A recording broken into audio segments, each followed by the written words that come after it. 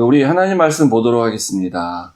마가복음 계속 7번째 2장인데요. 오늘은 금식에 대한 이야기가 나옵니다. 금식은 왜 하는가? 요한의 제자들과 바리새인들이 금식하고 있는지라 사람들이 예수께 와서 말하되 요한의 제자들과 바리새인들의 제자들은 금식하는데 어찌하여 당신의 제자들은 금식하지 아니하나이까?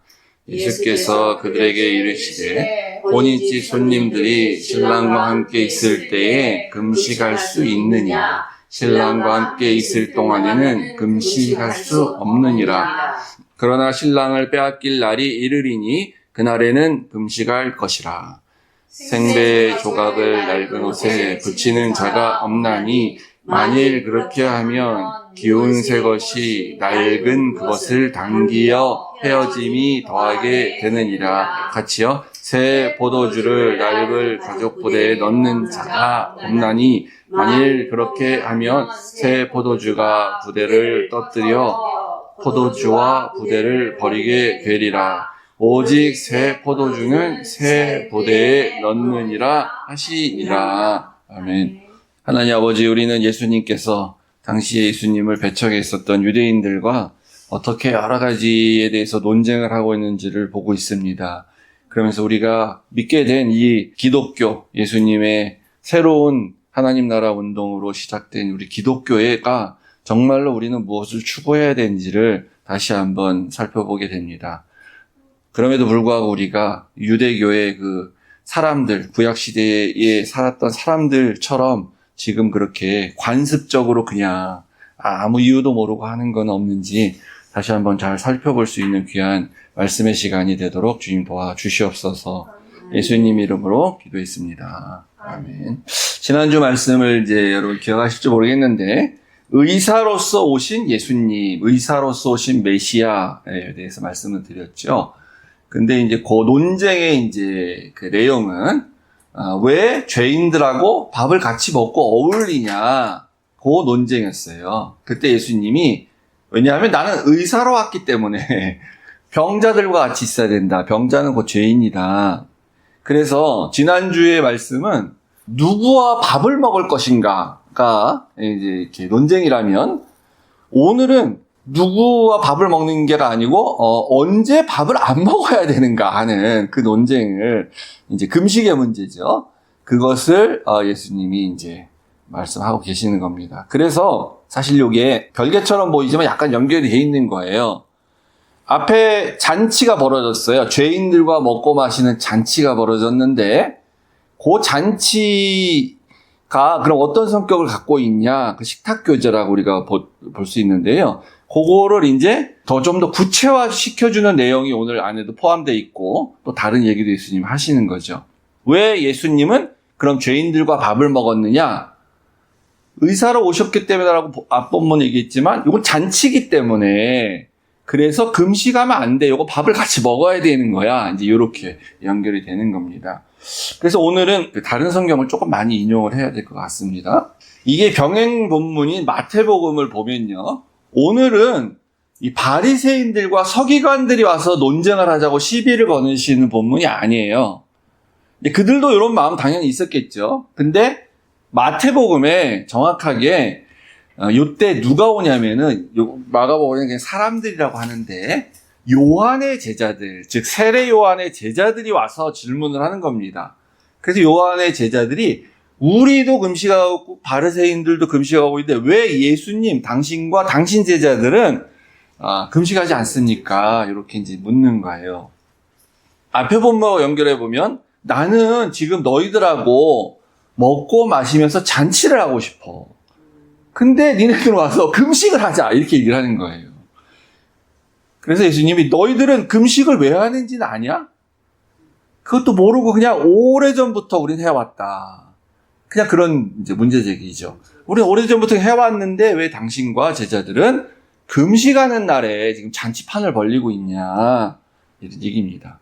그러면 이 사람들이 이렇게 오랫동안 금식하는 그 습관이 있었는데 옛날부터 그러니까 하나님께서 성경에 금식을 너희들이 좀 해라 라고 하신 직접적으로 말한 이제 구절이 있습니다. 그러면 1년에 며칠 정도, 몇 번이나 하라고 했는지 혹시 아세요?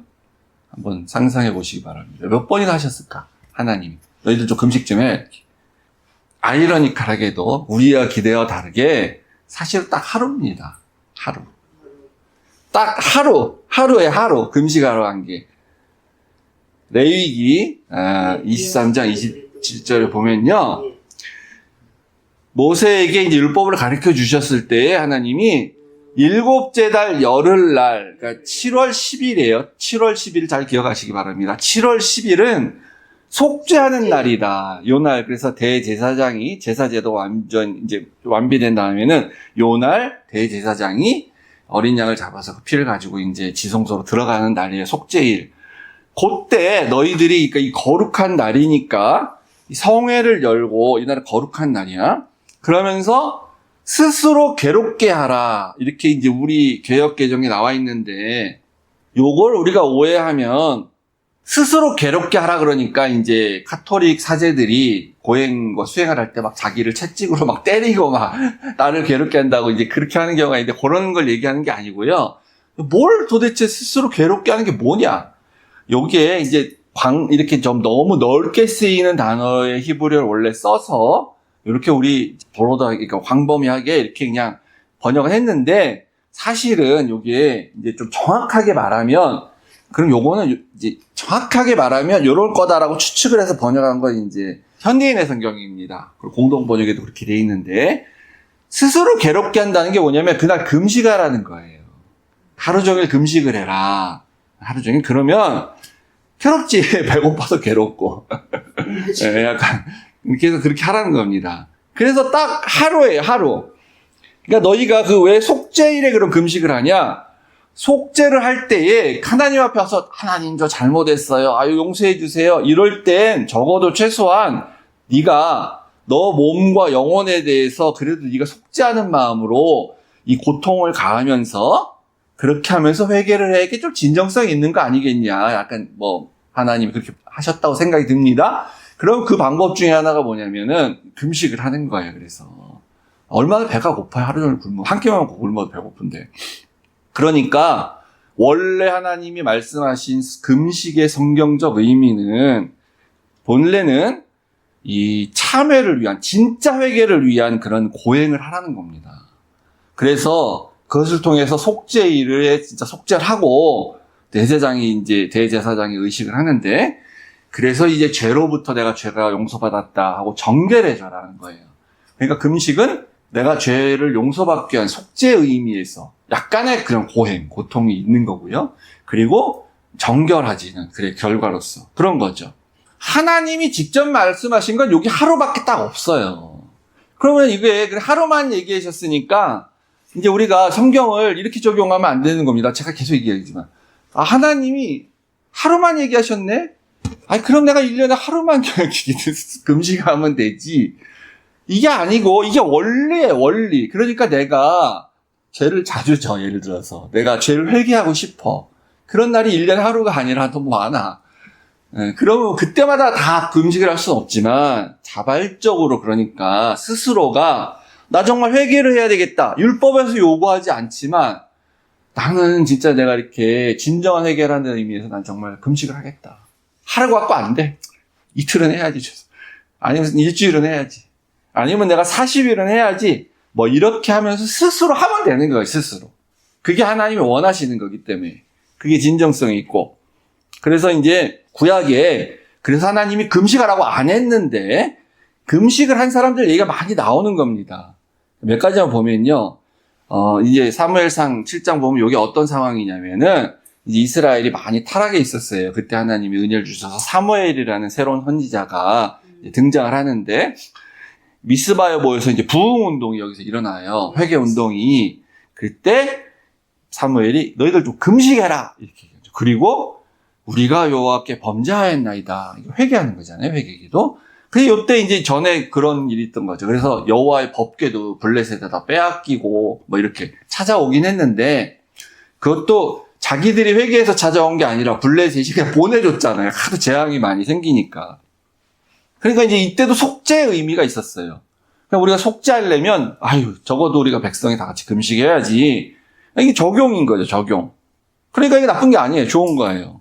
그리고 그러다 보니까 이제 좀 확대가 되고 여러 가지 형태로 나타날 수 있는데, 어떤 너무 슬플 때 자기의 슬픔을 애도하는 그런 차원에서도 금식을 하기도 했습니다. 사무엘상 31장 13절은요, 이 마지막 절인데, 사울왕이 죽은 얘기가 앞에 나오는 거예요. 사울왕이 비참하게 이제 죽게 되죠. 그 아들들도 그렇고.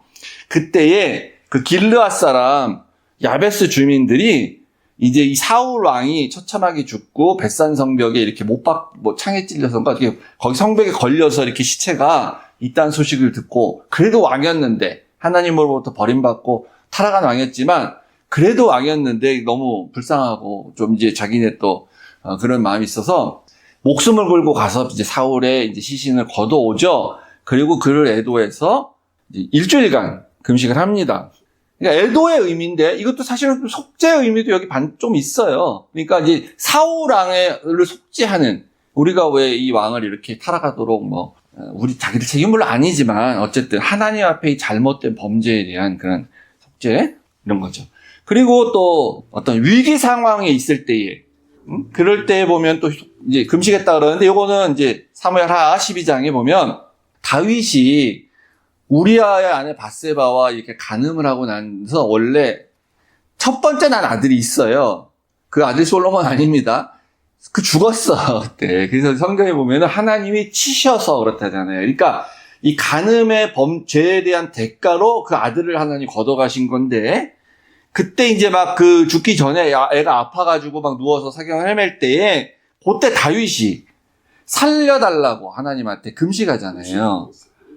근데 그래서 이제 신하들이 애가 살아있을 때도 저렇게 다윗 왕이 슬퍼서 금식을 하고 저랬는데 애가 죽었다는 말을 어떻게 참아 못하고 막 있을 때, 그러면 이제 어떻게 되겠냐, 다윗이. 그랬더니 신하들이 와서 죽었다 그러니까 오히려 금식을 그쳤어요. 그때부터 그냥 이제. 그래서 다윗이 뭐라 그럽니까? 내가 금식에 살려달라고 했는데도 안 살려주셔서 이렇게 데려갔는데, 근데 이제 어떻게 하겠냐, 이러면서 이제 일상으로 자기 돌아가는데 이제 그런 식의 이제 말을 하는 거죠.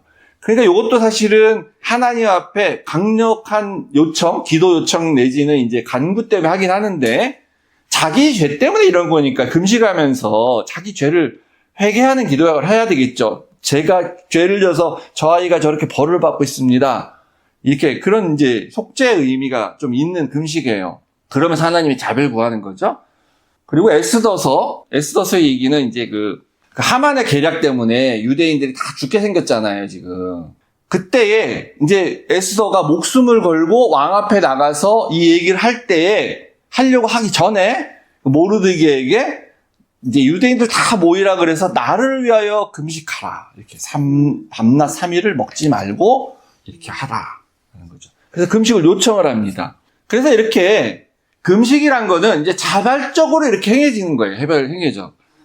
그래서 나중에는 이제 어떻게까지 되냐면은 개인적으로 이렇게 막 하고 이런 국가적인 일도 있었지만, 스가랴서 8장 19절에 보면은 요때가 이제 이스라엘 백성들이 바벨론에 다 포로로 잡혀가 살고 있었던 때예요. 그때는 1년에 4번씩 했어요. 공식적으로. 그래서 여기 보시면 넷째 달의 금식, 다섯째 달의 금식과 일곱째 달의 금식, 10달째. 그러니까 4월, 5월, 7월, 10월 이때 하루로 했는지 며칠 했는지 모르지만 금식을 했다는 거예요, 백성들이. 이게 하나의 관습이 된 겁니다. 이제 전통이 된 거예요. 그래서 하나님 우리를 이 포로 생활 가운데서 좀 해방시켜 주세요. 우리 언제 구원하실 겁니까? 하면서 금식하는 거죠. 애통하는 마음으로.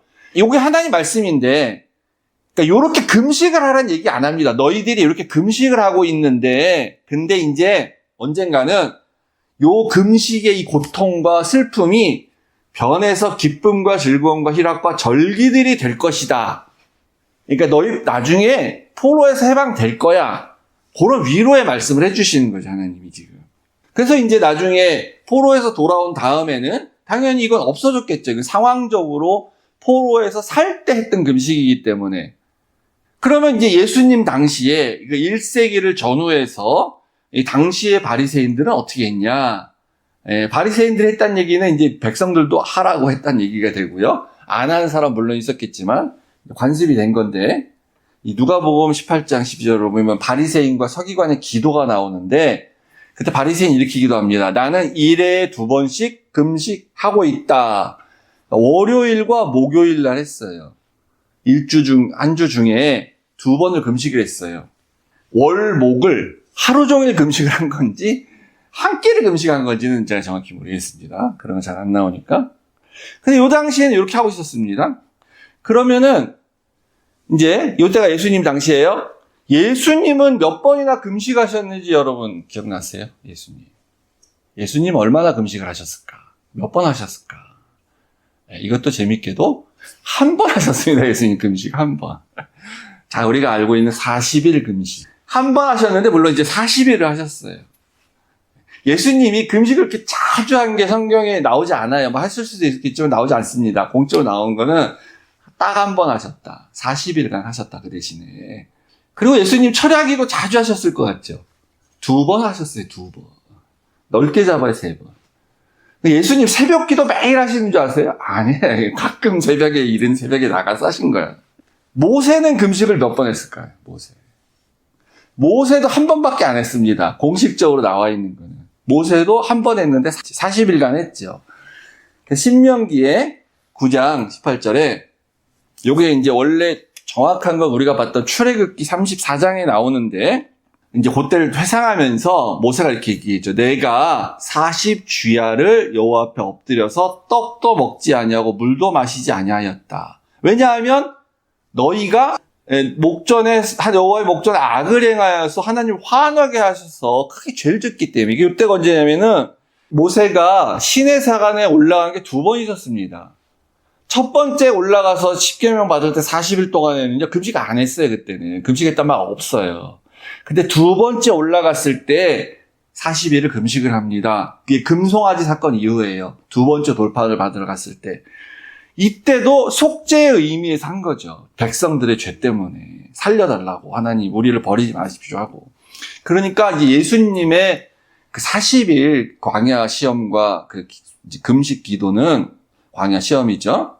그것도 속죄의 의미가 있다고 볼 수 있는 거예요. 왜냐하면 모세와 이스라엘 백성들이 실패했던 40년의 광야 생활, 그리고 그 상징적인 40일 동안 모세가 금식해서 하나님의 다시 은혜를 부어서 내려오는, 2번째 돌파를 받고 내려오는 그것을 상징하는 거죠. 근데 이스라엘 백성은 또 실패해서 40년간 이제 벌을 받게 되고 못 들어가죠. 그걸 예수님은 전체, 그러니까 모세는 이스라엘 백성들의 죄를 위한 40일의 금식이라면 예수님은 전 인류의 죄를 속죄하기 위한 40일의 금식을 성공으로, 실패가 아닌 그렇게 했다고 볼 수가 있는 거죠. 그러면 이제 그 이후에 예수님 더 이후에 가서 금식했던 내용은 이제 사도행전에 좀 나오는데 13장 2절 3절만 한번 같이 읽어볼까 하시죠. 2절 주를 섬겨 금식할 때에 성령이 이르시되 내가 불러 시키는 일을 위하여 바나바와 사울을 따로 세우라 하시니 이에 금식하며 기도하고 두 사람에게 안수하여 보내느니라. 선교사 파송할 때 이건 속죄하고는 좀 그렇게 관련 없는 것 같아요. 그러니까 이제 좀 의미가 확대돼서 이런 중요한 일을 할 때 더욱더 경건함과 하나님의 주시는 분별력을 더 구하는 의미에서 금식을 하고 세웁니다. 그리고 14장 23절 또 읽어볼까 시죠. 각 교회에서 장로들을 택하여 금식 기도하며 그들을 믿는 주께 그들을 위탁하고. 장로들을 세울 때, 교회에서 지도자를 세울 때 금식에 세우기 전에도 금식했을 수도 있는데 요 구절을 그대로 보면은 이건 택한 다음에 금식을 해서 주님께, 예수님께 이들을 의탁합니다. 이들을 좀 하나님, 예수님 지켜주세요. 이들이 장로의 역할을 잘하도록 하나님 세워주세요 하면서 금식을 이렇게 했다는 거예요. 그래서요, 이제 사도행전이 지나고 나면 다 서신서들 아닙니까? 요한계시록까지. 뒤에는 제가 알기로는 교회에 대한 어떤 얘기를 할 때나 신자에 대한 삶을 얘기할 때 금식에 대한 얘기가 안 나와요, 거의. 제가 알기로는 거의 아예 안 나오는 걸로 알고 있습니다. 그러면 안 했다는 얘기가 아니에요. 그 뒤로는 금식을 안 했다는 게 아니에요. 했겠지, 당연히. 그 뒤로도 했는데 그 중요한 이슈로 다루고 얘기하지 않는 건 뭐냐면은 자발적으로 하면 되는 거예요. 자발적으로 상황에 따라서 해야 될 필요가 있을 때에 개인적으로나 교회적으로나 하면 된다는 거죠. 그래서 이렇게 간단히 살펴봤지만 금식에 대한 이 성경의 전반적인 이 교훈을 보면요. 금식은 자발적인 거예요. 그래서 금식이 기독교에만 있는 게 아닙니다. 당연히 아시다시피 다른 종교에 다 있어요. 고대 이집트에도 있었고요. 종교에. 유대교 당연히 있고요. 그냥 이슬람교도 금식이 있습니다. 불교에서도 금식이 있습니다. 다 그래서 어떤 종교적인 활동을 하는 거에 대한 그런 수단으로서 금식을 이제 하게 되는 거죠. 이게 자발적이어야 되는데 갑자기 생각이 나는데 제가 이제 대학생들 선교하고 그럴 때 IBF 활동을 할 때 1년에 2번씩 이제 여름, 겨울 수련회, 컨퍼런스, 그러니까 이제 리트릿이라고 할 수도 있는 하잖아요. 그런 거 하는데, 프로그램 중에 하루 한 끼 아침 시간에 금식을 넣습니다. 다 같이 밥을 안 먹는 거예요, 그날은. 근데 이제 사실 솔직하게 얘기하면은 금식을 이제 우리의 어떤 트레이닝, 훈련받는 차원에서 넣은 게 아니고 처음에는 학생들한테 회비를, 참가비를 많이 받을 수 없기 때문에 재정이 모자라요. 그래서 이제 그 재정을 줄이기 위해서 밥을 한 끼 굶는 거야, 다 같이. 적자가 나니까. 그래서 원래 이제 대학생 애들이 잘 먹어야 되고 뭐 그럴 때인데 또 수련하면 또 얼마나 피곤합니까? 새벽부터 일어나가지고 기도회도 하고 막 이러는데. 근데 이제 금식이라는 우리 훈련해야 돼 이러면서 이렇게 했었는데 처음에는 그렇게 했는데 그다음부터는 계속 들어가는 거야. 그러니까 이제. 그러면 안 돼. 자발적으로 해야 되는 거지. 강제로 하면 안 됩니다. 그래서 예수님께서 지금 이제 오늘 본문에 그래서 너희들 금식하지 마. 금식하지 말라는 게 아니에요. 예수님의 취지는 그러면 너희들이 금식을 하긴 하는데 금식을 하더라도 좀 알고 해라. 알고. 금식을 왜 하는 거냐 도대체 니네들. 금식을 왜 하는 거야? 좀 알고 해. 그러면 새벽 기도는 너희들 왜 하는 거야 도대체? 헌금은 왜 하는 거야? 아니, 물론 잘 모를 때는 이제 그냥 교회 다니면 그런 거 해야 되나 보다라고 하고 그냥 하는 걸로 이렇게 하면지만, 아니, 나중에 이렇게 좀 시간이 지나고 그러면 왜 내가 금식도 하고 새벽 기도도 하고 헌금도 하는가를 알고 해야 되는 거죠. 이게 계속 끝까지 모르고 그냥 해. 그러면 이게 맹목적으로 하게 되면 이게 뭐가 되냐면 신앙 활동이 아니고 종교 활동이 되는 거예요. 그래서. 그냥 종교인 되는 겁니다. 종교인. 하나님 백성 되는 게 아니고. 그러니까 우리가 지금 너무 그런 게 많아요. 온갖 종류의 그런 여러 가지 의식들이 있고 절기들도 있고 뭐 행위도 있고 그래갖고 이렇게 절기도 다 막 지키고 말씀드린 뭐 새벽기도 금식 뭐 이렇게 다 하고 있는데 그거 왜 하는 거지 다? 이거를 이제 모르고 그냥 하는 경우가 너무 많다는 거죠. 지금 현재 우리도. 그래서 예수님이 왜 하는지를 좀 알고 해라 하더라도 지금 그 얘기를 하고 계시는 건데 직접적으로 그래서 가르쳐 준 것도 있습니다. 마태복음 6장에 보시면요.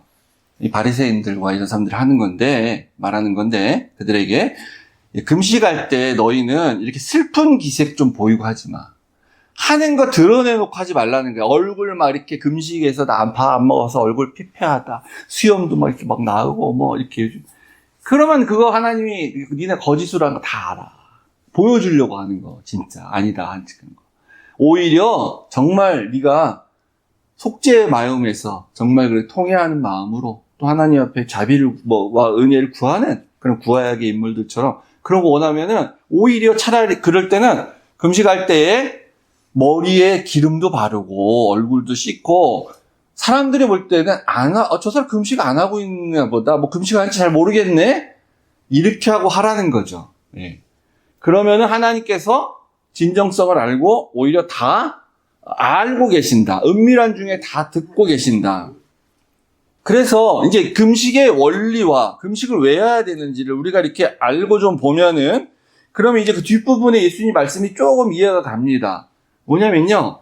지금 혼인집에 와 있어 우리가 다 같이. 우리 혼인집에 온 손님이야.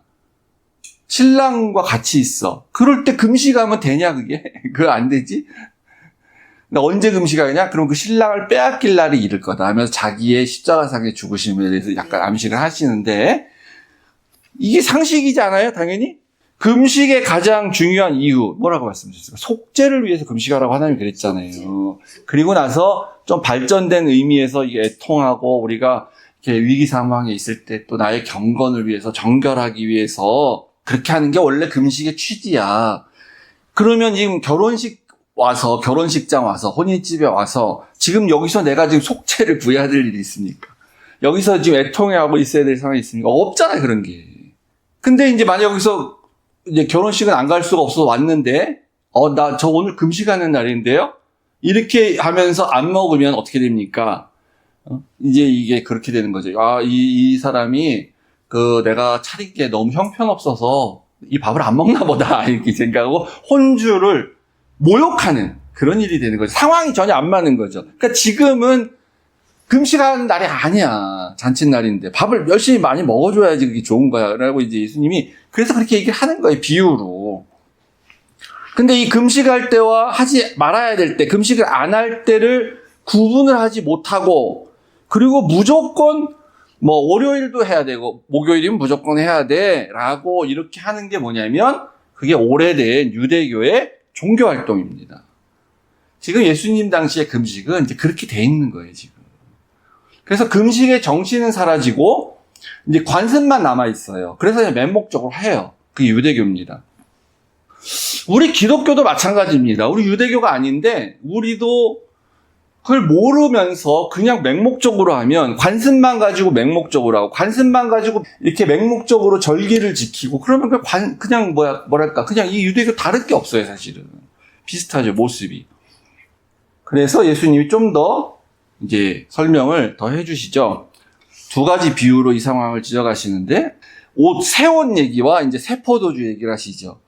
그래서 생배 조각이 하나 있는데 그러니까 아주 새 천이라는 의미가 있죠. 새 것에 뉴원인 천.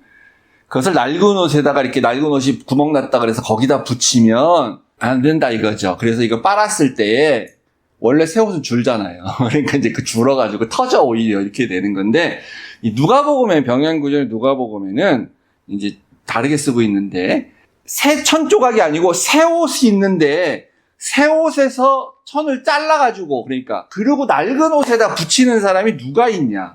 그럼 바보가. 그러면은 낡은 옷도 못 쓰게 되고 새 옷도 못 쓰게 되고 둘 다 망치게 된다는 거죠.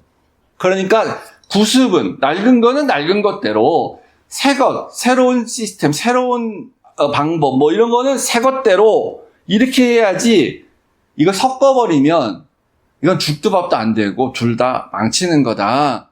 라고 예수님이 그래서 이 비유를 해주는 겁니다. 그러니까 내가 지금 하고 있고 내가 가리키는 이 모든 메시지는 다 새포도주와 같은 거야. 생배조각 같은 거야.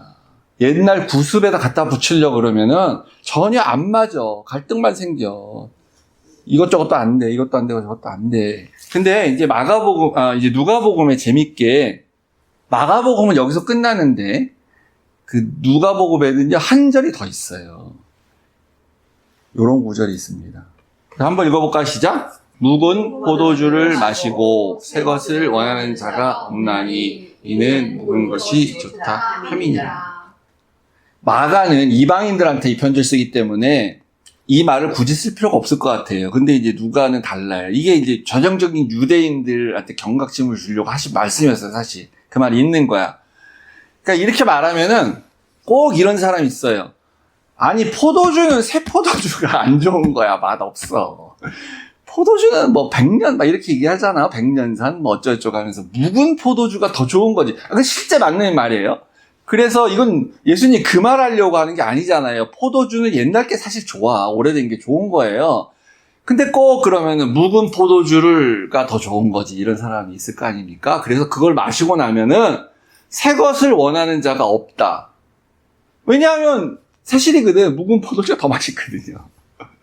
그래서 묵은 것이 좋다는다 이렇게 말하는 거예요. 그러니까 이 말은 뭐냐면 예수님이 묵은 포도주가 더 좋은 거야 라고 말하는 게 아니고 새 포도주는 이제 포도주 자체만으로 보면 물론 맞는 말이지만 내가 하는 말은 그 말이 아니고 이런 거죠. 구약의 어떤 율법, 유대교를 평생을 신봉하고 살아온 사람들한테 갑자기 새 시대가 도래했다, 새 시스템이 이렇게 됐다라고 말하면 그걸 바꾸기가 좀 쉽지 않다는 거예요. 기대하지 말라는 거죠. 그 사람들이 바뀌기를 기대하지 말라. 그 경험적으로 그런 것 같아요. 그러니까 이제 우리가 이 전통을 다 무시하면 안 되는 게 분명히 있어요. 전통 인정해야 될 것이 있어. 근데 그게 진리가 아니고 관습만 남아있기 때문에 비판을 하는 거거든요. 근데 바꾸기가 쉽지 않아. 그래서 제가 세 번째 시간이었나요? 예수님이 왜 예루살렘에서 이 사역을 시작하지 않으시고 갈릴리에서 시작하신 것인가? 이 예루살렘은 이 묵은 포도주가 더 맛있는 거야 라고 말하는 사람이 너무너무 많고 안 바뀐다는 거예요. 그래서 갈릴리에서 시작하셨다는 거죠. 그러니까 예수님은 이 금식 논쟁으로 시작해서 사실 금식만 얘기한 게 아니고 지금 이 낡은 부대, 낡은 그 부대자로 낡은 옷, 이 유대교와 새 부대, 새 옷을 입어야 되는 기독교의 그 시스템까지 이렇게 다 나가서 얘기를 하는 겁니다. 그러면은 이제 우리가 이런 질문 해볼 수가 있겠죠. 아니, 그럼 예수님이 하시는 그 하나님 나라 운동은 원래 구약이랑 안 맞는 거야? 구약을 부정하는 거야? 왜 자꾸 유대교 틀렸다 그러고, 뭐 이거 아니라 그러고, 그렇게 왜 자꾸 얘기하시는 거야? 만약에 율법을 완성하러 오신 거고 맞는 거라 그러면 인정할 건 인정하면서, 그러면서 또 새로운 거 하시면 되지. 이상하잖아요. 구약의 모든 메시지, 예언, 그리고 구약의 하나님 말씀, 구약의 모든 배경을 통해서 메시아가 온다고 해서 세상에 왔는데, 왜? 이 구약과 예수님의 이 말씀들, 예수님의 이 새로운 하나님 나라의 운동은 뭔가 이 정신이 잘 안 맞는 것 같은, 왜 이렇게 보이느냐? 그거는 그냥 그렇게 보이는 거고요. 왜 그러냐면 아까 말씀드린 것처럼 이 유대교가 그러니까 구약에서 말씀하신 하나님의 그 근본 정신을 다 잃어버렸기 때문에 그런 거예요. 하나님은 취지가 있어요. 왜 그렇게 말씀하시는지. 그 근본 취지와 정신이 있어요. 법에는 다 그런 게 있는 거예요. 근데 그걸 잊어먹었어, 다. 그리고 관습만 남아있어요, 지금. 관습만. 왜 하는지 몰라. 그냥 해야 되는 거야. 지켜야 되는 거야. 그러니까 이게 안 맞는 거예요. 그래서 예수님 그거에 대해서 비판을 하는 겁니다. 그래서 오늘날 만약에 누가 뭐 새로운 우리가 지금 알고 있는 기독교, 우리가 지금 알고 있는 우리 교회에서 드리는 예배, 그리고 기독교가 하고 있는 여러 많은 것들과 다른 새로운 어떤 기발한 생각과 어떤 프로그램을 가지고 이렇게 나온다. 그리고 새로운 교회 모습으로 이렇게 나온다. 그럴 수 있잖아요. 지금 있는 교회들은 이제 안 돼. 틀렸어. 우리 예배도 이렇게 드리면 안 돼. 뭐 하여튼 뭐 교회에서 이렇게 하는 거 이런 거 하면 안 돼. 누가 이렇게 할 수 있지 않습니까? 그러면은 오늘 우리 이 본문 예수님의 말씀에 비춰서 당연히 예수님도 이렇게 말씀하셨으니까 이렇게 너무 우리가 관습에 쩔어 있는 기독교적 전통은 무시하고 그래도 괜찮아라는 정당성이 부여되는 거냐? 저는 그건 아니라고 봅니다. 그건 굉장히 신중해야 되고 여러 가지 검증을 해야 돼요. 그게 역사적으로는 두 번 있다고 보여집니다. 그러니까 첫 번째가 예수님이 오셔서 더 이상 유대교는 끝났다. 이제 그리스도교, 기독교가 이제 하나님의 새로운 대안이고 하나님의 그런 새로운 구원 계획이다라고 한 요때 한 번 유대교에서 기독교로, 그리고 중세 카톨릭에서 이 가톨릭이 너무 관습화돼가지고 소위 그 구약의 유대교와 같이 똑같이 그렇게 돼 있기 때문에 거기서 다시 말씀으로 돌아가야 되고 오직 하나님의 은혜로 오직 하나님의 말씀으로 가야 된다고 얘기했던 개신교 종교개혁 운동, 그때 두 번 있는 거예요. 정당해요, 이것은. 왜냐하면 당시 유대교나 가톨릭이 너무나 관습화되었기 때문에, 하나님이 말씀하신 정신 다 사라졌기 때문에. 그러면 오늘날도 어떤 것이 정당성을 얻으려면은 우리도 진짜 우리가 생각했을 때 우린 너무 관습만 남아있다, 지금. 정신은 다 사라지고. 그러면 그때는 새 포도주는 새 부대에 닮아야 되기 때문에 새 부대가 필요할 수 있어요. 뭔가 우리는 혁명적인 그런 변화가 필요할지도 모릅니다.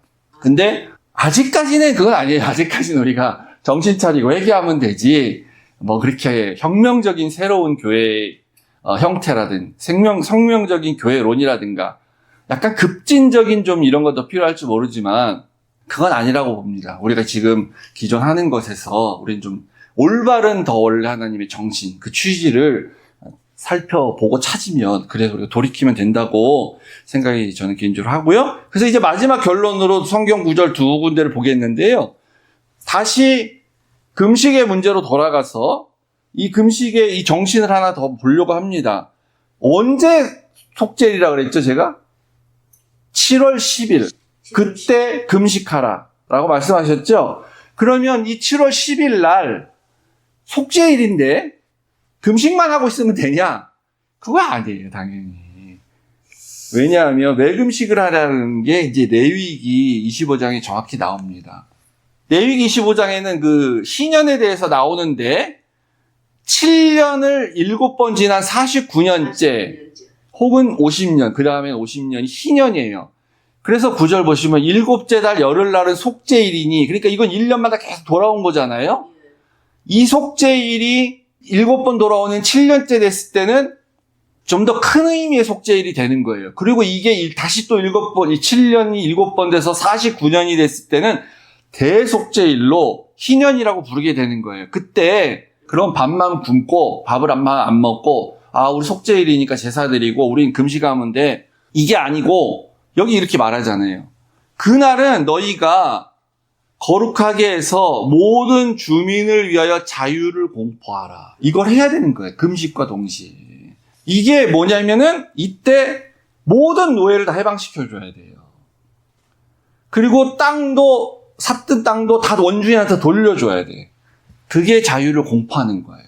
그러니까 하나님의 궁극적인 목적은 이 속죄일날 금식을 하라고 하신 이유는, 그러니까 이게 대속죄일에 와서 이때는 이렇게 큰 걸 해야 되니까 당연히 7년마다 돌아온 속죄일은 이거보다 좀 더 작은 것으로서 해방을 선포하는 이런 일이 일어나야 되고, 그리고 그것을 좀 더 작게 단위로 들어가면 1년마다 오는 7월 10일 날 할 수만 있으면 이 일을 해야 되는 거예요. 꼭 49년을 기다릴 필요가 없고 1년 그날 하면 되는 거지요. 그러니까 노예들도 좀 해방시켜주고 이렇게 압제하지 말고, 그게 진정한 의미에서 하나님이 금식해라 라고 하신 이유라는 거예요. 그래서 우리가 그날 금식할 때 나도 이렇게 내가 속죄하는 의미에서 회개하고 금식해서 나도 용서받았으니, 나도 은혜를 받았으니 다른 사람들에게도 내가 은혜를 베풀어야지. 다른 사람들에게도 내가 속죄해야지. 그러니까 1만 달란트 빚진 자가 그래서 이렇게 100데나리온 그 사람한테 괜찮아, 안 갚아도 돼, 이렇게 해주는 일을 1년 내내 못해도 7월 10일 날 하루 하라는 거죠. 이게 금식의 정신입니다. 근데 이 백성들이 이제 이런 거 다 모르니까 어떻게 되는 줄 아세요? 이사야서에 가실 부분이면요, 이 백성들이 이제 정신을 다 잊어먹고 관습만 남으면 이렇게 된 겁니다. 백성들이 이렇게 말합니다. 현대인의 성경으로 볼게요. 말이 좀 어려우니까. 우리는 금식하였는데 왜 어째서 주는 우리의 금식을 보지 않으십니까? 왜 듣지도 않으십니까? 이런 거예요. 우리가 금식했기 때문에 우리는 우리 자신을 낮췄다고 생각합니다. 근데 왜 주님을 알아주지 않죠?